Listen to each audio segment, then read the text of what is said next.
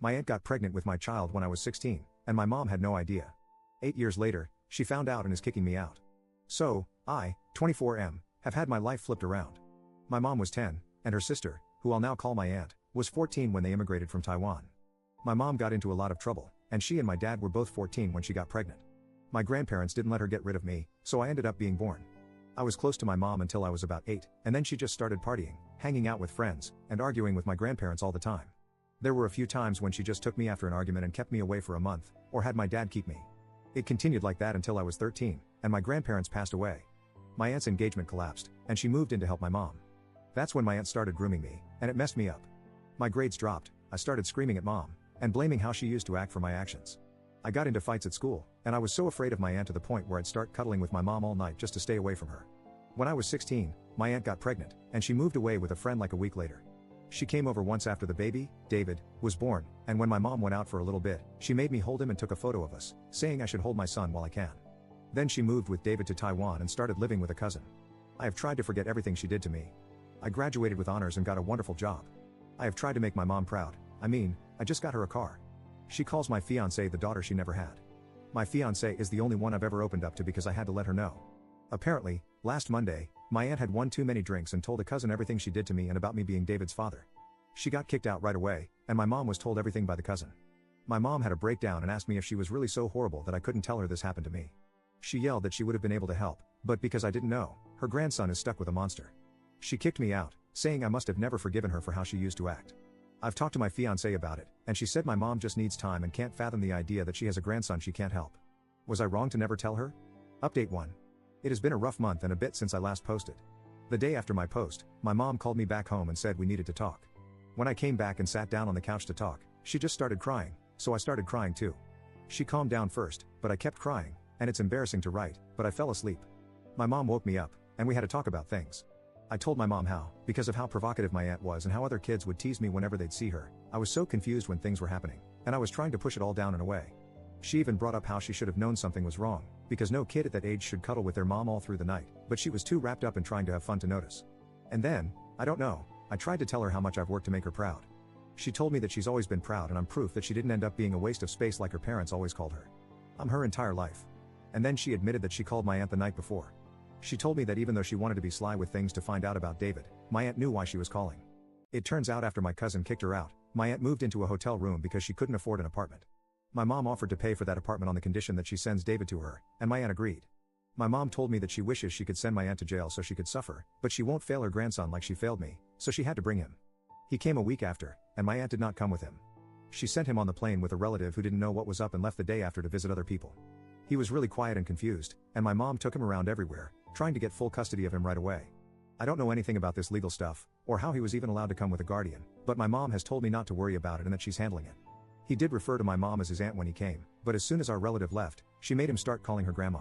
As weird as it's been, he's also been calling me dad. He seemed uncomfortable with it at first, but he's kind of gotten used to it. My mom has loved being a grandma, and David is already really attached to her. I know it's only been a little bit since he came, but it reminds me of myself at that age with how I used to cling to her. She has introduced him to all her close friends. Whenever they ask about his mom, she just says that she's in Taiwan and sent him over for a better life with us since I'm getting married. Yesterday, my mom talked with me and pointed out some strange stuff with David that she's noticed, and expressed her belief that my aunt was starting to do to him what she had done to me. I don't really know what to do with that info. My fiancé has told me I just need to keep handling it like I'm doing and stay confident. I'm doing my best, but with how things have been, I don't know if it's good enough. That said, I do feel like I'm mentally better knowing my fiancé is good with my mom taking in David, and my mom and I clearing things up about what my aunt did. Update 2. I don't really think I'm going to keep doing these. Maybe I'll do one way into the future if I feel like it, but I felt I needed to give another update because I got a lot of messages about my aunt, and I felt I needed to get some things off my chest. I do wish things were different, and I wasn't in this situation, but I am in it, and I have to see the good because the bad can be too much. I know some people would love it if I made this update about going on Facebook or Twitter and blasting my aunt on it, and the police in Taiwan locking her away for life, but it's not. It's hard to write or talk about her outside of something which I know is private like this. And if I had to think, that's because I still feel guilty and conflicted and almost wonder if I deserved it or if I wanted it, even though I know that's not true. I hope that she lives a terrible life, but what's best for me is staying separate from her forever, and I won't be doing anything to associate with her again.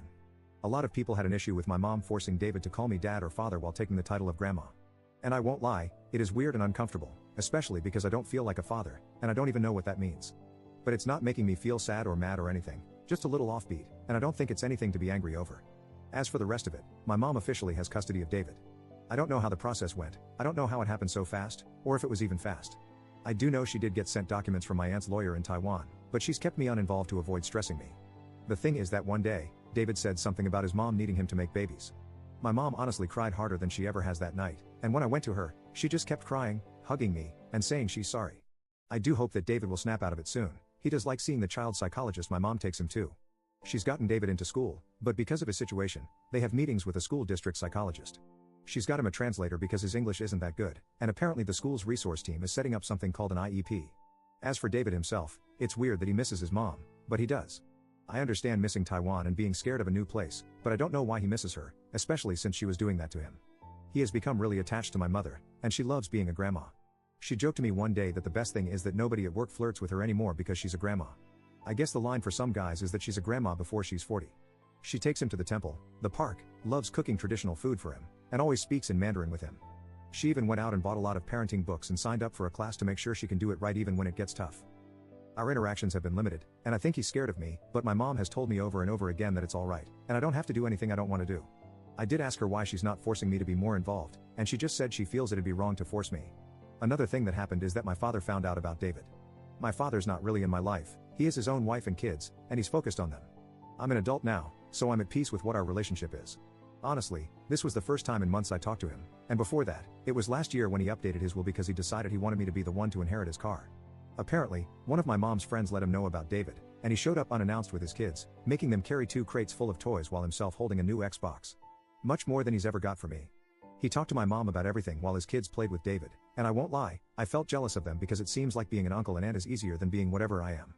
But when my dad talked to me that day, we were alone in my room, and he cried too because he never wanted me to be a dad as early as him, and it was weird seeing him cry or be affectionate with me. My mom and dad did take David out to the park that day, and he honestly had so much fun with them. I saw them come home, and he was walking between them, my mom holding his left hand and my dad holding his right hand, and they seemed to be having so much fun. It was almost like that could have been us if the timing was right, and that did feel really sweet. My mom has let my dad take David to his house a few times as well, and he started calling my dad's wife Steppy, which is weird because she's more Chinese than my mom is. They still call me on FaceTime just to talk with him, and my dad has come a few times since then because they want to see their nephew. My mom is going to go with my dad's family on Halloween because they all want to take David out. The best thing for me, though, has been my fiancée. I guess I never really understood the term that she's my rock before this, but I get it now. My mom gets it too and has me call her whenever things start to get uncomfortable, and I get why she calls me when she's in a similar place. Her family has been amazing and understanding too. They've got a very sanitized version of what happened to me, just like my mom, but they've all been so great to me. It's weird because it's like I got the one fiancé whose family treats me well despite it. And I won't lie, her parents are very traditionally Chinese, and I was scared they wouldn't keep approving of me, but her grandfather gave me a hug. So, I am in a better place, and my fiancé is probably the biggest reason why. Thanks for listening to my TED Talk.